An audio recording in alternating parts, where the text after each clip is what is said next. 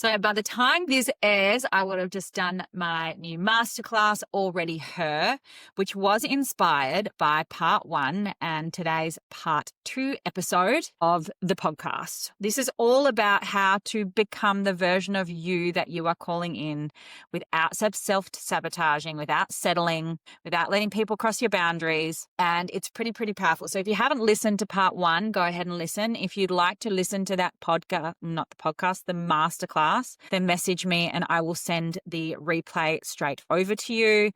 But I think as I move through this season of my life, I know that my superwoman mask used to be my superpower. Now I know that my vulnerability is, but it's what I do with that vulnerability, because this is what is going to determine this next level. So what is going on for me at the moment? Life is really good.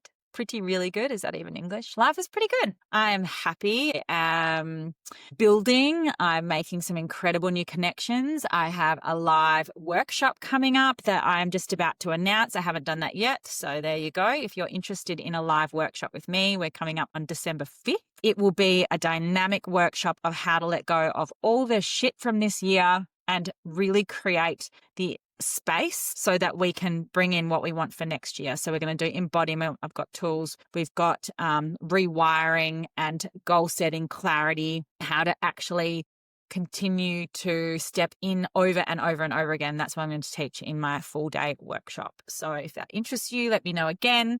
But other than that, let's just get straight into the episode today, because I think sometimes it's hard for me to sit here and do them. And this one has, been a little sat here in front of my laptop for a really long time, not recording this. So here I am. I'm just going to get straight into it.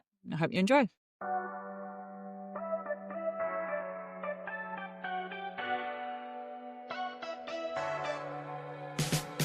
Welcome to the Pursuit of Myself, the podcast. Here we take ownership of our healing. We rewrite the rules, we turn knowledge into wisdom, and we lead our lives with intention. I'm your host, Rain, and it's my mission to empower you to get back into the driver's seat of your life. You know, when you think you've healed something, when you've told that story enough times that it feels neutral, and then life throws you the same lesson in a new form and says, are you really ready? Like really ready? So this is where I'm at right now. So last week I shared the story of shame and money and how much of my identity was still tied to performance. And after that episode went out, I sat here staring at my screen, scrolling, procrastinating, and I got this beautiful message from a client who said, your vulnerability is your superpower. And it hit me. That was the sign to just keep going and sharing, because vulnerability, it's a powerful yes. But what comes after vulnerability? Like what happens when you finally see that pattern, when you know what's been running, when you know that the shame and guilt have been running you, and you're standing there asking, all right, I've realized it, now what? So that's today. This is the part where I start untangling my self-worth from achievement, from money, from relationships, where I watch old identities rise, the good girl, the overachiever, the caretaker, and I ask myself if they still get to run the show. It's uncomfortable, but it's honest. So if you listened to part 1 and thought, yes, that's me, but what do I do with that? This is part 2. This is how you become. Let's go. So today is part 2, and I've been sitting here for a while staring at my screen trying to listen to part 1, and then I picked up my phone and I start scrolling and got this incredible, beautiful message from a client who shared my story and loved the episode so much that she felt compelled to share it. And I was like, okay, that's your sign, Rain, to pick up that mic and let's go. I think what's important for me today is that, yes, last week I did a lot of revealing. And from the feedback, a lot of you are like, oh my God, yes, Rain, yes, or this is me, or I see myself in you, or your vulnerability is your superpower. And I get a lot of those comments, which is so wonderful, because I am willing to go deep. I am willing to take myself to new layers and new depths. And, obviously now I try and share as much as I can along the way, but what I don't want to leave you with is these big aha moments. And then you're like, oh, what now? What do I do now? How do I actually embody this? How do I actually implement this? How do I actually change my life? So this is what I'm going to speak about today, and the things that I'm doing to embody the fact that I realized I was carrying shame and guilt about, some things that happened to me with money and losing $500,000. And I was carrying still shame and guilt around, well, actually, I think I dealt with that in my marriage. But what I hadn't dealt with was the identity that I needed to let go of when it came to reign with the money, reign with the business, reign with the marriage. This is the identity piece, my self-concept. And what I didn't realize was it was still continuously showing up. But now I want to teach you how to move through it. What are the things that I'm doing now to allow myself space to clear that energy, to make way for the thing I'm calling in? Because remembering, all this has come about because I've gone, I want more now. I want bigger. I'm ready for more. I know that I have been put on this earth for more than what I am experiencing right now. And this isn't a selfish thing. This isn't an ungrateful thing. This is like, we get to experience this life in the abundance, in the love, in the connection that we choose. And our ability to experience it is going to be in direct reflection of the level of self-concept you have about yourself and what you are willing to look at. So as I said in part 1, I've been facing off with myself and some demons and some uncomfortable layers that have been coming up because I'm calling in this big thing. Now, I also want to tell you, as I said, that the healing journey never ends, because the version of me today that wants the $500,000 business is going to need to shed some things that I'm allowing to still happen in my life. The version of me that is holding a $500,000 business is going to need to stop settling for things currently that I'm settling for. And this doesn't just go for business. This comes with relationships. This comes in confidence and self-worth. So here we go. I've shown you and decided my self-worth, I've gone, oh my God, is directly correlate, is in direct reflection to how much money I have in the bank account. Oh my God, Rain, you've realized it. Yay, clap, clap, clap, right? That's it. And now what? How do we remember who we are underneath all the things we were taught to be? How do I remember who I was? How do I go back to going, this is the version of me that I need to now find, excavate under all these layers that is asking me to heal this next layer so that I can have what I'm calling in? How do we actually do it? What's the process? So because we don't rise to the level of our goals. So my goal is, let's talk in business, $500,000 business. We rise to the level of our self-concept. I will rise to the level that I believe myself to be true. The people pleaser, the mother, the partner, the businesswoman, whether I have clients, whether I have employees, whether I can handle a certain amount of money, whether I have any debt. Do I make debt mean that I'm bad? What are all these self-concepts that I have? And interestingly, living with my dad's moved in at the moment, I'm having a lot of my self-concepts challenged. As I'm moving through these layers, I'm having this little girl on my shoulder, and all my old programming, like debt is bad, credit card debt means you're bad. You need to be really high achieving to be loved. And that's not something that dad has put on me, but these are the things that my little girl has decided that she needed to do to get love and attention. I was like always the best at everything, always tried the hardest at everything. And I loved that approval and that pat on the back, that good girl. I loved it.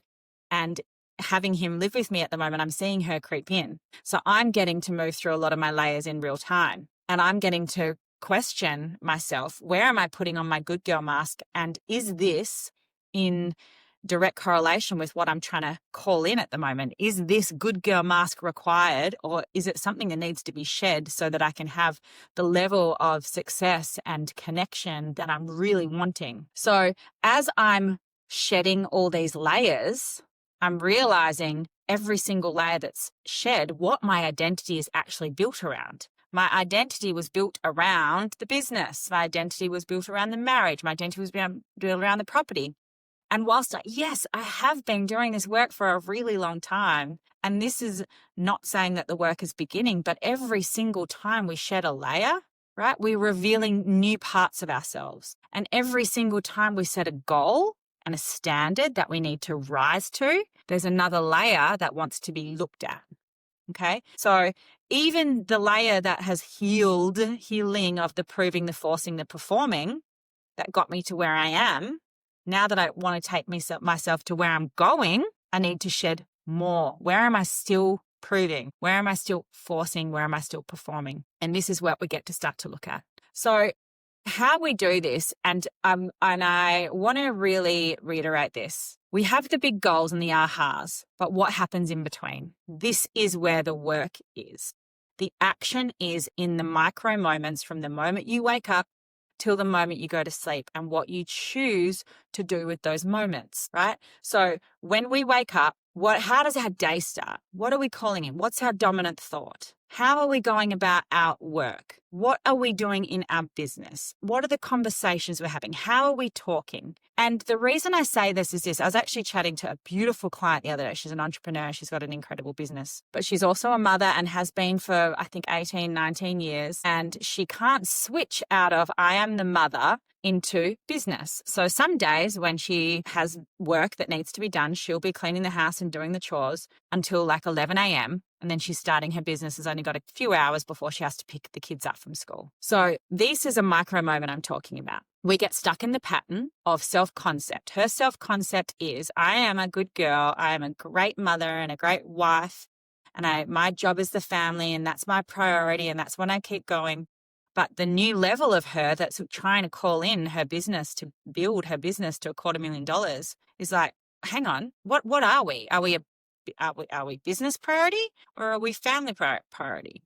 Where's this micro moment? So the micro moment of the concept is showing her that the family is still the priority. And the brain is going, well, if you want the business to be priority, then you're going to have to give up on all that family stuff. So the nervous system kicks in and it keeps us in the familiar. It keeps us feeling good about our achievements, which, seen now in this new layer of what she's calling in, are out of alignment with the business that she's calling in. Okay. And while I'm talking, I don't want there to be a right and a wrong answer here. It's just, as I say, curiosity. Where can we get curious in our life? Because I would say that level of self-concept is showing her that it's not that she doesn't want the business to build. It's that who is she going to be if the scales were tipped into the direction of the business? Who would she be? What would she make it mean about herself? Family wasn't a priority, that she wasn't being a good enough mother and wife, that she wasn't there for her kids. What is that micro moment making it mean about herself? And these are, we call it fears, or the uncomfortable moments that we get to face off and say, what am I trying to call in? Do I really, really want that? And am I making the choices to actually go after what I want? Or am I allowing my self-concept to put a glass ceiling in so that I keep defaulting back to what I know? This is where we get to be honest. Because I could give her all the strategy in the world. Show up on Instagram. Here's the strategy for your clients. Here's the DM script. Here's the marketing script. Here's the email. Here's all this. Here's how to make $20,000 months. But if her self-concept is, I feel like I'm not worthy if I am not the one that's cleaning the house and looking after the kids and doing every pickup and every drop off, and that energetic, that will never shift. So the self-sabotage or the business sabotage will continue to happen until we can face off with the self-concept that we have of ourselves. Now, you can equate this back to any area of your life that you're calling something in, okay? Because your self-concept is what is matching your current reality. To rise to the level of our goals, we must change our self-concept. And that is by getting really, really honest. So if you were to do this in a practical way, I at the moment am waking up in the morning and I'm doing my meditation,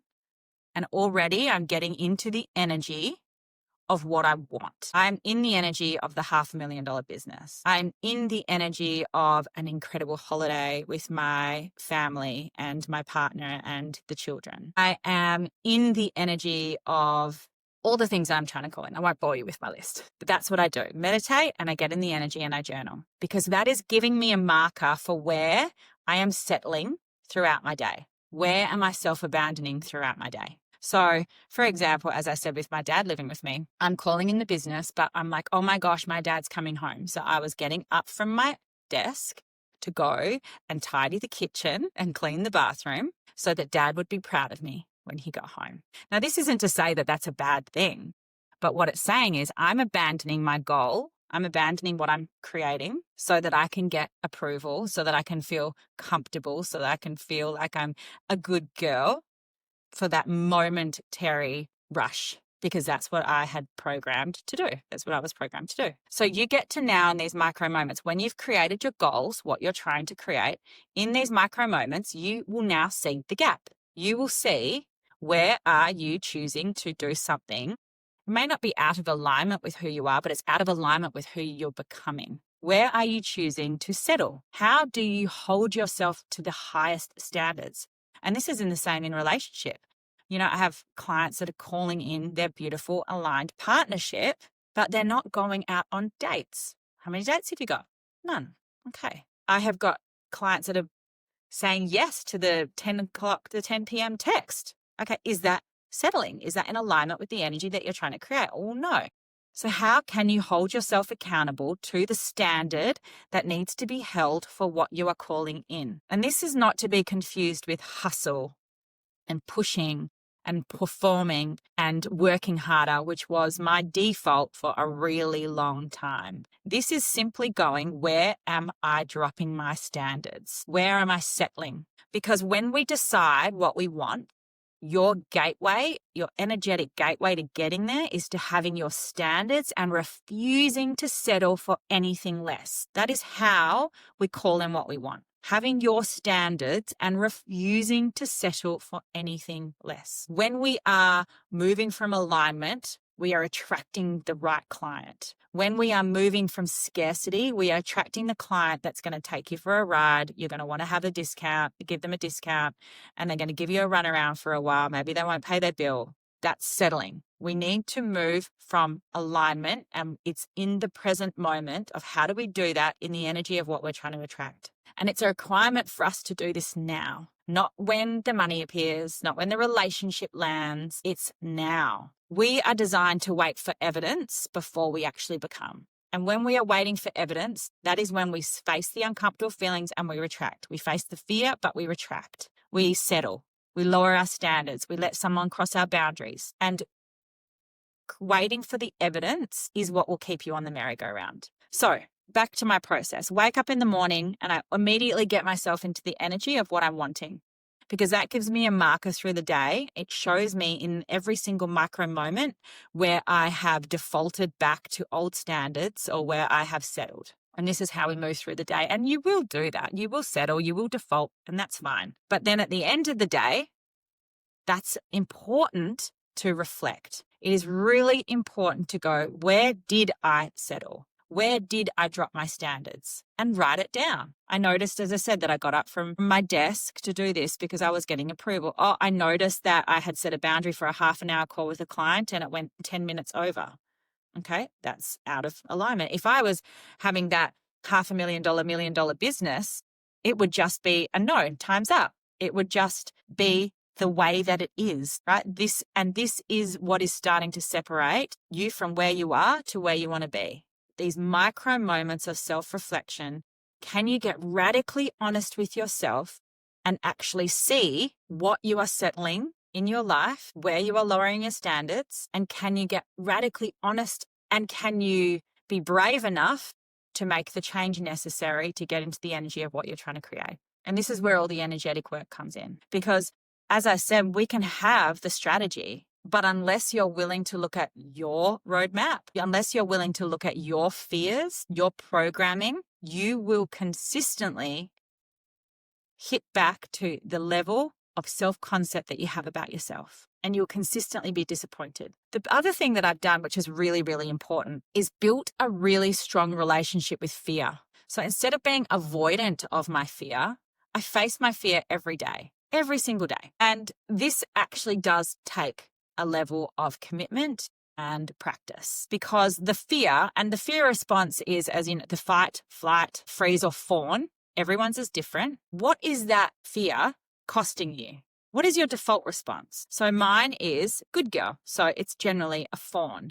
So what I would do when I get in fear, I would notice myself fawning. How can I get someone to like me? How can I get some approval? How do I get a sign back that everything's going to be okay? That's my fawn. right? So that is where I default, and that is what also takes me out of alignment and into settling and self-sabotage. So getting yourself really comfortable and understanding what your relationship with fear is another way that you can have a look at your patterning, you can have a look at your response, and you can have a look at your growth. So if we know what fight, flight, and freeze are, and you'll know listening to this, you're like, oh, yeah, I run. I see fear and I run, or I get avoidant, or, I say I hate conflict, or whatever it is. You will have a default response, but creating a relationship with your fear is what will help you start expanding out of your current reality and into the life you're creating. Because safety and expansion cannot coexist. You cannot feel safe because you're avoidant of your fears and expect to be expanding into the life that you want. We have to create a relationship with the fear that it is okay to be in fear. It's okay to understand our default response, and it's okay to do something different. So if my response is avoidant, and I have quite a few people in my group coaching program, and I know when things are starting to get hard for them because they avoid showing up, they retract. It's like, if I really want to break through this, we call it a fear, but it's a response. Show up. Force yourself to show up. And these are the exercises that I give them. Force yourself to show up every day. I want to check in from you every single day. If your response is to fawn and to worry and to do 3 texts, making sure someone's okay and what's going on, why haven't you texted me back?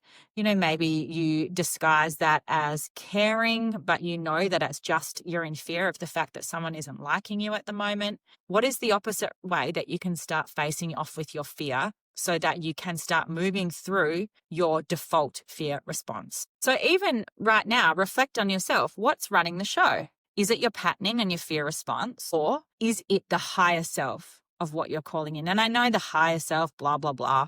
It can be really boring when you hear people say that, but I mean it. I mean the higher self in the version of you that has exactly what you want. Now, I work with so many women that are like, I don't know what I want, but I know that I'm meant for more.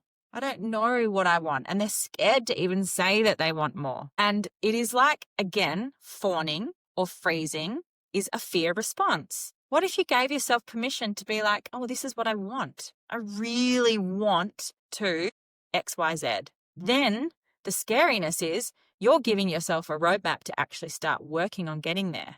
But you have to choose to do something with it. And it's in these micro moments every single day that you're alive, from waking up to going to bed, getting really radically honest, getting aware, doing something about it. The fear, the uncomfortable feelings, they don't just go away. But the difference is, are you willing to meet the fear and move beyond it? Or are you going to allow the fear to keep running the show, your patterns to keep running the show over and over again? So for me, the biggest thing that I'm doing at the moment, apart from documenting and giving it energy and really getting into the energy of what I'm creating and giving it awareness, I should say, is that I really do believe that I'm here to create something that will meet thousands of people where they're at and give them the confidence to get them to where they want to go.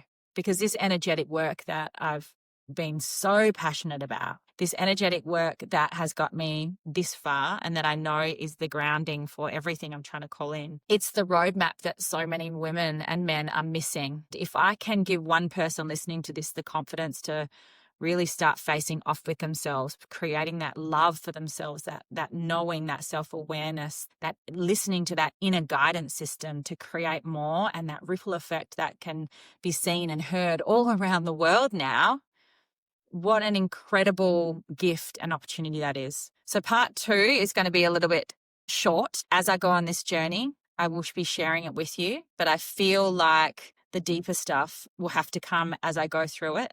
But I hope you've taken a process out of this today and a confidence that, you can look up ChatGPT and manifesting and blueprints and strategies all day long. But the simplest thing to do is just to start analyzing yourself, just to start looking at your fears, start making notes in the morning, start getting intentional, stop settling for shit that you don't want. Stop the pleasing and using it as a mask to say, I have to, I need that approval. I'm just a people pleaser. Like, stop. You have the keys to your cage. You can change this at any moment. You don't need anything big and fancy. You need to give yourself permission to become really self aware so that you can create your own roadmap to where you're wanting to go. As I have a big community of women that we chat and we grow and we heal together. If you ever want to be part of it or want to explore what it looks like to be part of that community, DM me. I usually have a link below. This is a pretty casual podcast, but I do usually have a link below if you want to jump on a call. Happy to do it. But this is my invitation to you. If you truly say that you want what you're calling in, are you willing to do what you need to do to get there? That's it. Until next time, love you all.